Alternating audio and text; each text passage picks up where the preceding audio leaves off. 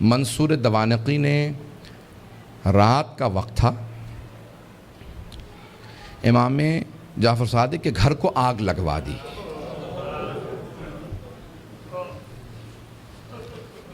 آج کل آپ نے دیکھا روشنیاں ہوتی ہیں، پانی کا نظام کچھ اور ہے۔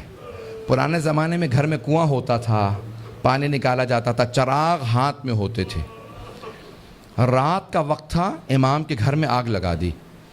امام کے جو خادم تھے نا وہ فوراً آگ بجھانے لگے۔ میرے طرف دیکھیے گا، ایک جملہ کہہ دوں اس کے بعد صرف 2-4 منٹ 5 منٹ زحمت دوں گا آپ کو مصائب کی۔ امام کے جتنے خادم تھے نا وہ سب کے سب آگ بجھانے لگے۔ امام اپنے گھر سے باہر نکلے، گھر میں آگ تھی۔ باہر نکلنے کے بعد نہ جانے صحن میں کیا دیکھا، ایک دیوار سے ٹیک لگا کے بیٹھ گئے اور زاروں قطار رونا شروع کر دیا۔ امام روتے جاتے تھے، خادم آگ بجھا رہے تھے۔ ایک خادم رکا، فوراً دوڑتا ہوا امام کی بارگاہ میں آیا، کہا مولا کیا بات ہے، نہ آپ آگ بجھانے میں مدد کر رہے ہیں، نہ گھر سے باہر جا رہے ہیں، ایک طرف بیٹھ کے روتے چلے جا رہے ہیں، مولا کیا بات ہے، مجھے سمجھائیے کیوں اتنا رو رہے ہیں؟ کہا کہ مجھے شام غریبہ یاد آ گئی، مجھے شام غریبہ یاد آ گئی۔ کہا مولا اس وقت شام غریبہ کیوں یاد آئی ہے؟ مولا نے اپنے خادم کو مخاطب کر کے کہا، تو دیکھ رہا ہے میری بیٹیاں سر پہ برقعے سنبھالے، کبھی صحن میں اس طرف سے ادھر جاتی ہیں، کبھی ادھر سے ادھر جاتی ہیں، کتنی پریشان ہیں۔ جب میں نے اپنی بیٹیوں کو صحن میں دوڑتے دیکھا مجھے میری پھپھیاں یاد آ گئیں۔ کہا مولا کیوں؟ کہا نہ میرے جد حسین سر پہ موجود تھے، نہ میرے چچا عباس موجود تھے، نہ علی اکبر سنبھالنے کے لیے تھے، نہ قاسم، اور سید سجاد میرے دادا بیمار پڑے تھے۔ جب خیموں میں آگ لگی ہر بی بی تڑپنے لگی، کبھی اس خیمے سے اس خیمے میں، کبھی اس خیمے سے اس خیمے میں۔ کہا جب ایک مرتبہ سارے خیمے جل گئے، امام سجاد کے خیمے میں آئے، مولانا پیش کر چکے، میں شام غریبہ نہیں پڑھوں گا۔ کہا مجھے شام غریبہ یاد آ گئی۔ عزیزان گرامی، میں صرف 2 روایات پیش کرنا چاہ رہا تھا۔ پہلے مولا نے کہا مجھے شام غریبہ یاد آ گئی۔ دوسرے، جب ایک مرتبہ عاشور کا دن تھا، امام کے گھر کے اندر عجیب و غریب عالم ہے، امام بیٹھ کے رو رہے ہیں، اتنے میں کچھ شیعہ آئے۔ کہا مولا کیا بات ہے اتنے محزون ہیں؟ کہا حکومت اعلان نہیں کرتی آج عاشورہ ہے، میرے جد حسین کی مجلس کا دن ہے۔ وہ جو شیعہ آئے تھے ان میں سے ایک نے کہا کہ مولا آپ کو مجلس کریں گے؟ امام نے کہا ہاں۔ کہا تمہارے بابا مرثیہ کہہ دیا کرتے تھے، اشعار کہتے تھے، تم بھی شعر کہتے ہو؟ کہا ہاں مولا۔ کہا میرے جد حسین کی شان میں کوئی شعر کہا ہے؟ کہا جی مولا۔ کہا ذرا کچھ مصائب کے اشعار سنا دو، آپ بھی دوڑے پڑتے ہیں نا۔ امام نے کہا ہاں ذرا کوئی مصائب کا بند سنا دے۔ کھڑا ہوا پڑھنا چاہتا تھا، امام نے کہا رک جا ابھی نہ پڑھنا۔ ایک مرتبہ ایک امام نے خادم سے کہا ذرا یہاں پردہ کھینچ دے۔ پردہ کھینچا گیا۔ امام نے خادمہ کو آواز دی ذرا میری ماں سے کہنا مجلس میں آ جائے۔ امام کی والدہ کا نام جانتے ہیں نا سب، حضرت ام فروا، سب جانتے تھے امام کی والدہ حضرت ام فروا ہیں۔ امام نے خادمہ کو آواز، میری ماں سے کہہ دے میرے جد کی مجلس ہو رہی ہے، مجلس میں آ جائیں، میری بیٹیوں کو آواز دے دو، میری بہنوں کو بلا دو۔ سب پردے کے پیچھے آ کے بیٹھ گئے۔ امام نے کہا اب مصائب شروع کر دے۔ اس نے مصائب پڑھنا شروع کیا۔ جب مصائب پڑھ رہا تھا، روایت کے الفاظ میں نے خود پڑھی ہے، مستند روایت ہے، بڑے بڑے علماء فقہا سے سنی ہے، مصائب پڑھتے پڑھتے ایک مرتبہ اس نے آواز سنی کہ امام کی والدہ کے بین کی آواز آ رہی ہے۔ حضرت ام فروا بین کرنے لگی، ہائے میرا جد مارا گیا، ہائے حسین مارا گیا، بین کرنے لگی۔ اب امام صادق سے برداشت نہیں ہو رہا تھا، آنسو بہ رہے تھے، ریش تر تھی، امام نے امامہ اتار رکھا تھا، تڑپ رہے تھے۔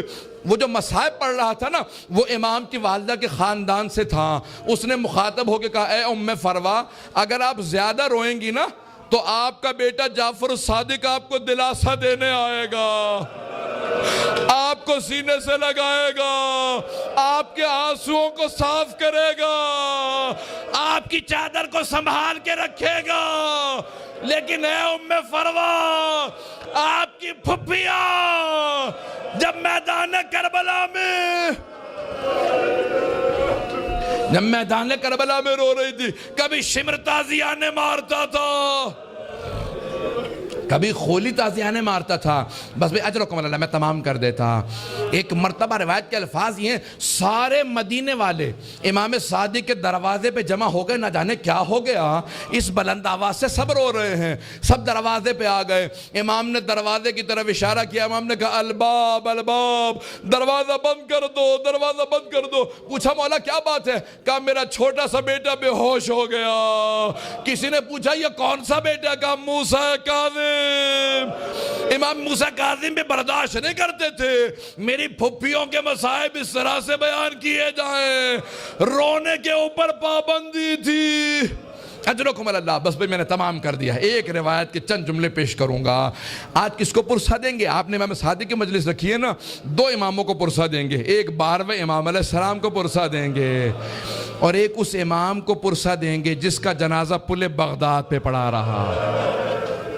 امام زمانہ کہتے ہیں میرا سلام و میرے جد موسیٰ کاظم پہ، کہ جس کا جنازہ اٹھانے کے لیے 4 مزدوروں کو پیسے دیے گئے، 4 مزدوروں نے پیسے لیے جنازہ اٹھایا۔ کہا 5واں ان کے سامنے چلتا جاتا تھا اور نعرہ لگاتا جاتا تھا ماتا امام الرفضہ، رافضیوں کا امام مر گیا۔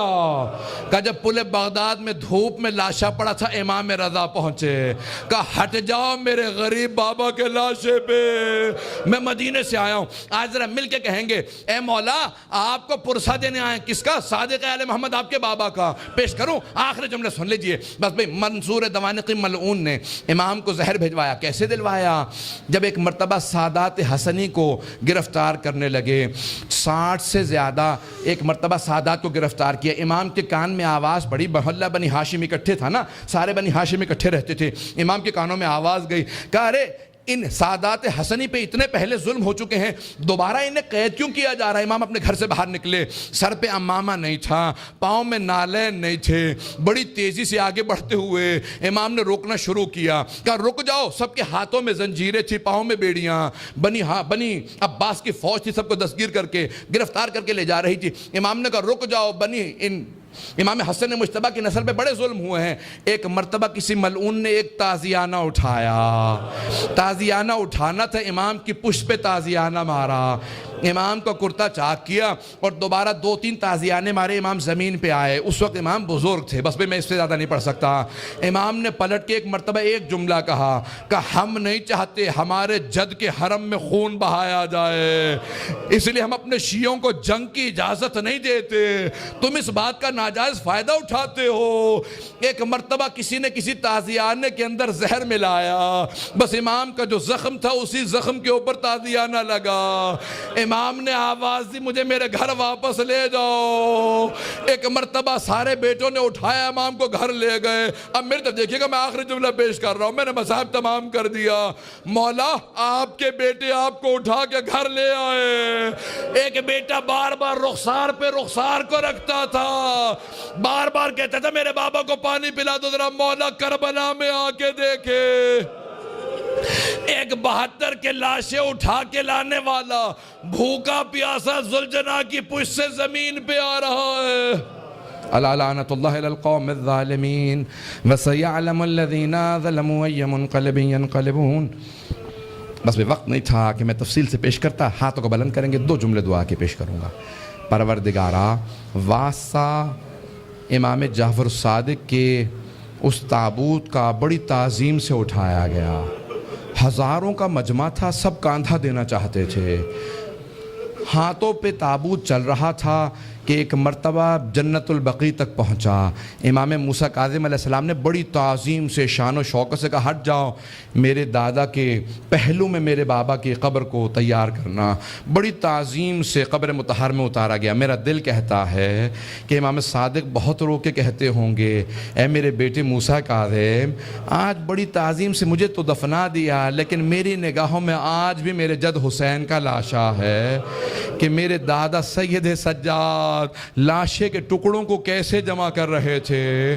پروردگارہ، سید الشہداء کی عظمتوں کا واسطہ، امام صادق کی عظمتوں کا واسطہ، دنیا میں امام زمانہ کا ظہور میں تعجیل فرما، ظلم کا خاتمہ فرما، داعش کو طالبان کو غارت فرما، آل سعود کو آل یہود کو غارت فرما، مومنین کی حفاظت فرما۔